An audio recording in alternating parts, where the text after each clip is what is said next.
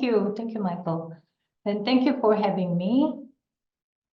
As Michael introduced, I would like to give an introduction and have a conversation about copying sacred texts, a spiritual practice currently being exhibited at the Henke Exhibition Gallery in Sterling Memorial Library.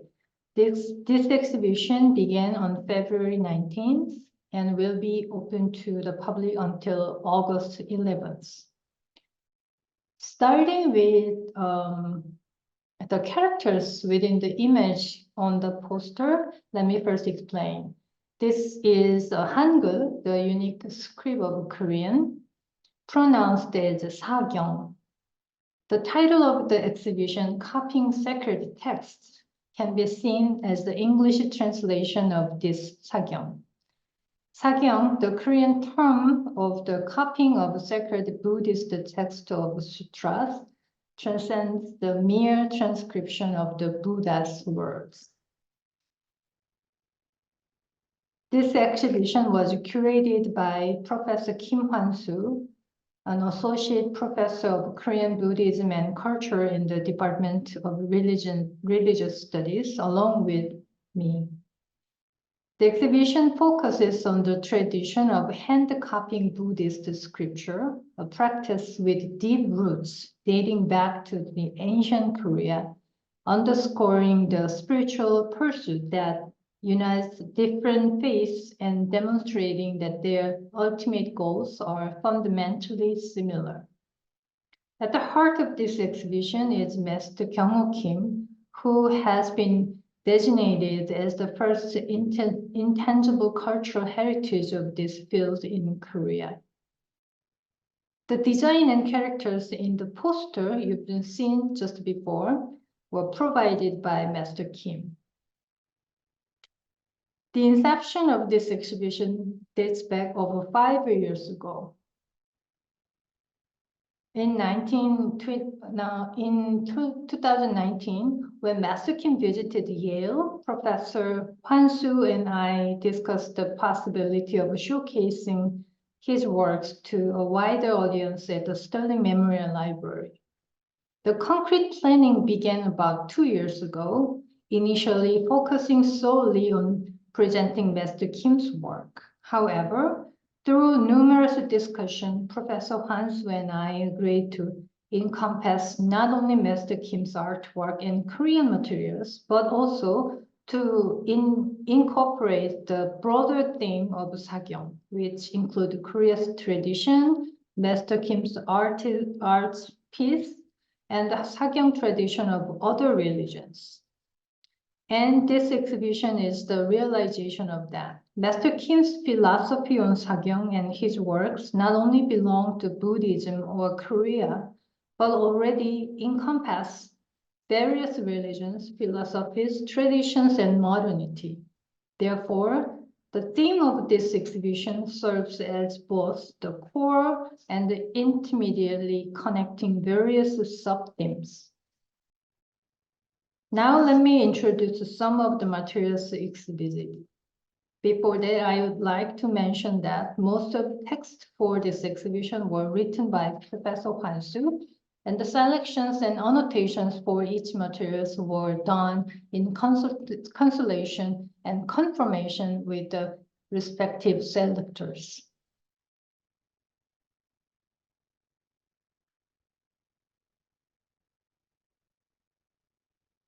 During the 1st century, Buddhist monks traveling along the Silk Road from India and Central Asia played a crucial role in introducing Buddhism to East Asia, marking a significant moment in the region's religious history. Bring with them sacred texts, miniature Buddha's images, and relics. These travelers contributed to the dissemination of Buddhist teachings. The translated text, particularly important in Chinese, were copied by hand, a practice that became central to spreading Buddhism beyond its origins. However, hand copying went beyond mere propagation. It was closely linked to the concept of merit making. Inspired by such teachings, both monks and lay Buddhists engaged in hand-copying scriptures, seeking both worldly benefits such as healing and salvation for deceased and spiritual growth. Through this practice, practitioners deepened their understanding of Buddhist teaching, advanced their spiritual journey, and contributed to the wider dissemination of Buddhism. What you are currently seeing is the Miruka Sengyong, among the oldest Korean scriptures held by Yale, Korean one, translated from Sanskrit to Chinese by Dharmaraks in the 4th century and hand-copied in Korea in the 14th centuries. This sutra is one of the core Mahayana Buddhist texts, elaborating on the belief that Buddha named Maitreya will be born into this world in the distant future to lead numerous sentient beings, including rulers, toward enlightenment. So you see this like a Chinese characters. It's used the silver ink written in indigo dyed papers. It's folded. It's very long scripts.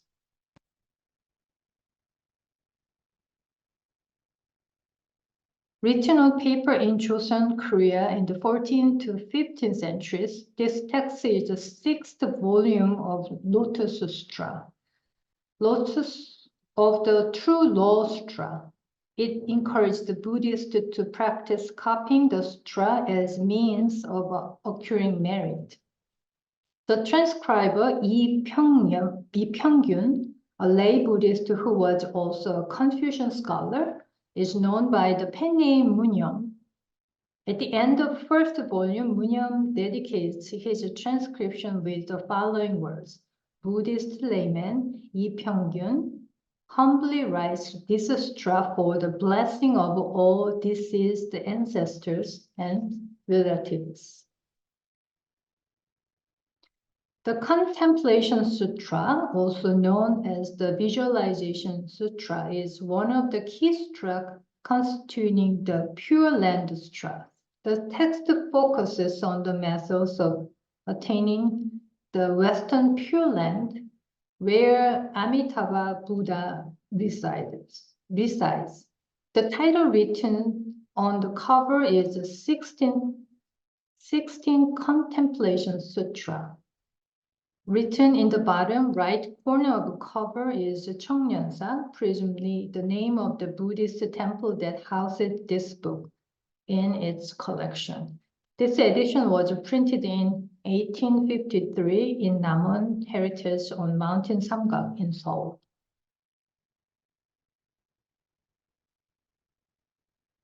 The development of printing with woodblock or metal type can also be understood as an expansion of the practice of sakyong. In the 13th century, Korea underwent a profound transformation in the ancient practice of sutra copying.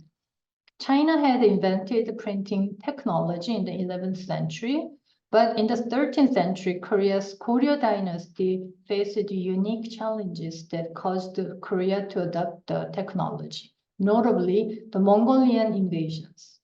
Koreans believed that if they mass-produced and distributed the complete set of the Buddhist canon, Buddha would protect the country.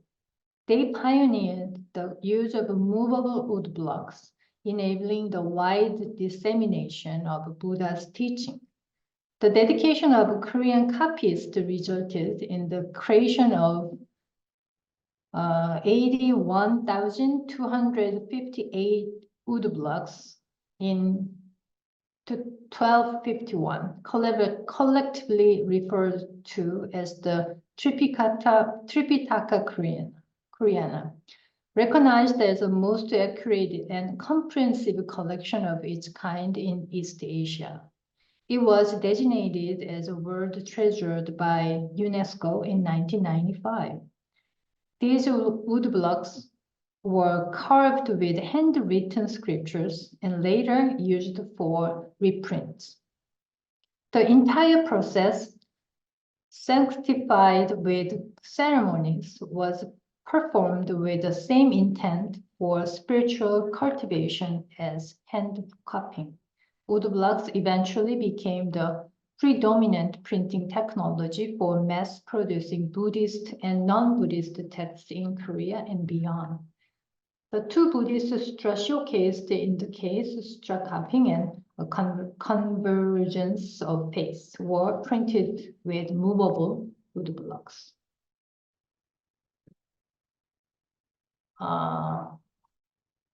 This wood block, this photo of a wood block print is the reproduction of one of the panels engraved with the Buddhist canon.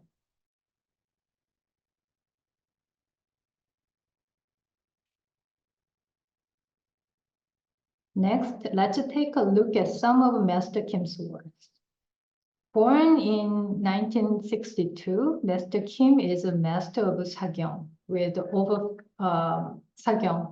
over so many years of experiences.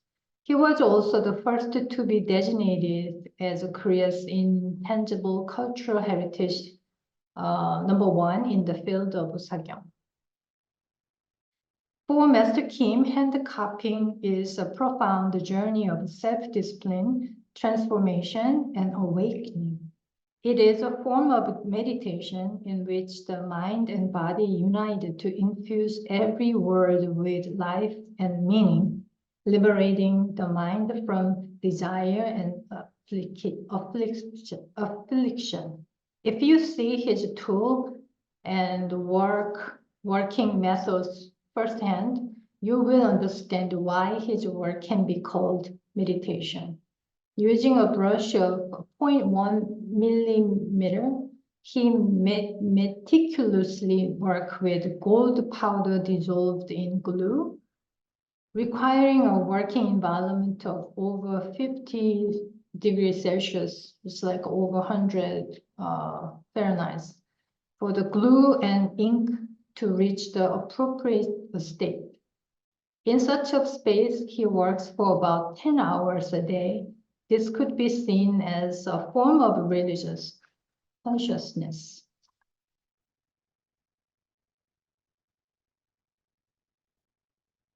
So I will just show some of his works.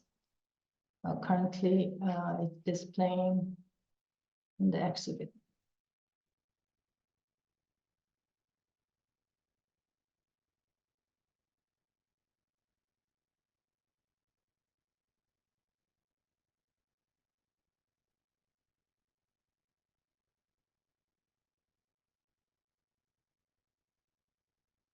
So this work, Health is the Greatest Blessing, Bosan Mandara, expresses Buddhist wisdom from the Dhammapada, a collection of the Buddha's teaching set in verse. One of the most renowned texts in Theravada Buddhism, Master Kim provided an English explanation around the central canopy. The Korean verse is translated, Health is the greatest blessing. Contentment is the greatest wealth. A trustworthy friend is the dearest companion. And liberation is the highest happiness. And you see the English verse too.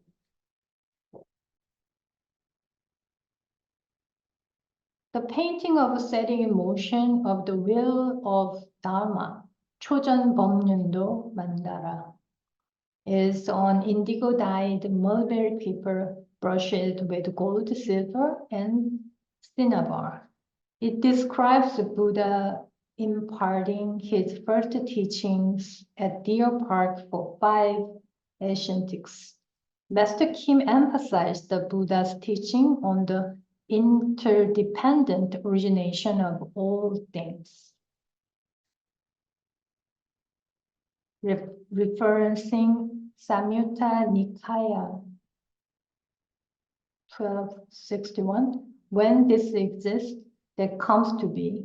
With the arising of this, that arises. When this does not exist, that does not come to be. With the cessation of this, that ceases. So he used the, Bible, and some of you maybe noticed that it's all mixed with all different cultures, the patterns, even the Korean Hangul, and so it's also colorful. So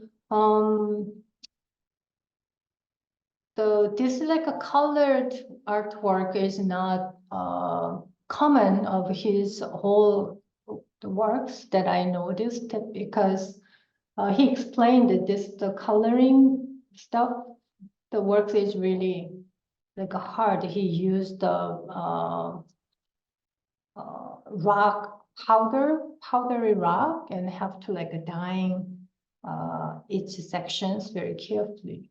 So that caused lots of works and hours. So his works, many of pieces doesn't have the colorful works.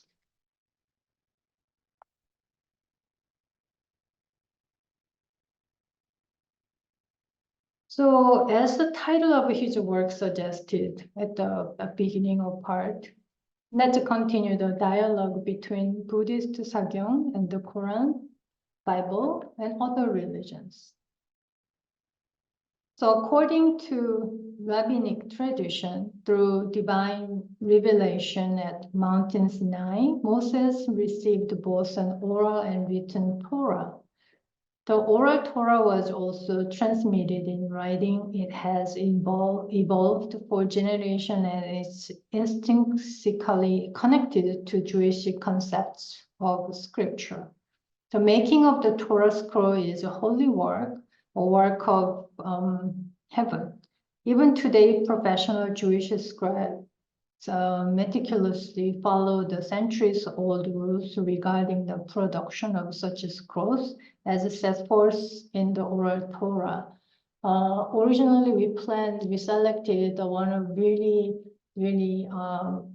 nice, great Torah to display. But it was the one that we selected was not in good condition, so we had to like replace with these pieces.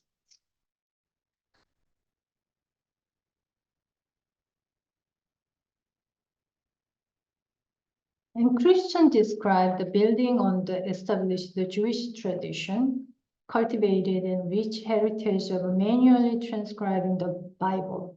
One of the earliest surviving complete manuscripts of the Bible, the Codex Sinaiticus, which is in Greek, dates to the 4th century CE. Early Christian leaders transcribed the scriptures word by word to preserve and pass down the teachings of the Bible. The advent of printing technology in the 15th century eventually supplanted monastic hand copying, but the practice has resurged among Christian believers, both monastic and lay. Hand copying continues to provide a means for individuals to engage in spiritual renewal and has enduring significance in the Christian faith.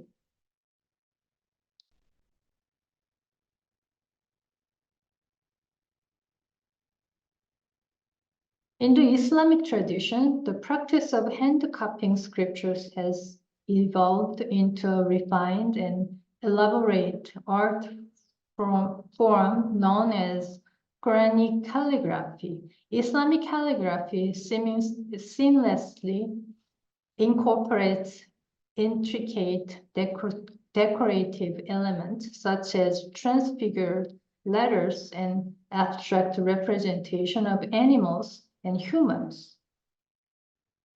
Because of the high level of skill and discipline involved, this art form has traditionally been transmitted from master to discipline.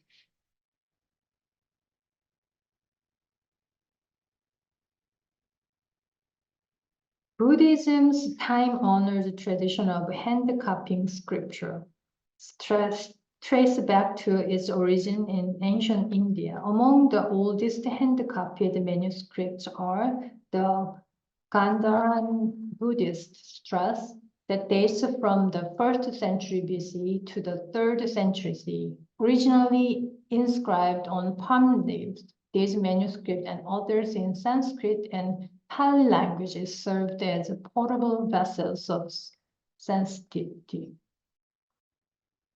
This text and the practice of hand copying them spread to China, where they are translated into classical Chinese and transmitted to Korean and Japan. I want to express my gratitude once again to my colleagues who provide feedback and assist for each materials: Constance, Mike, Robin, Michael, and Haruko.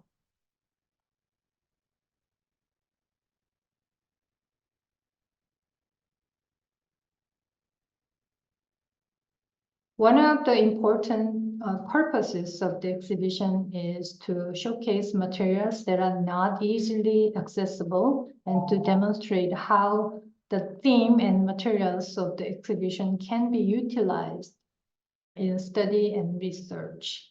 In that regard, this exhibition is very meaningful. In conjunction with the exhibition, 사경 workshops were held for students, where about 60 students had the opportunity to draw directly following the design prepared by Master Kim.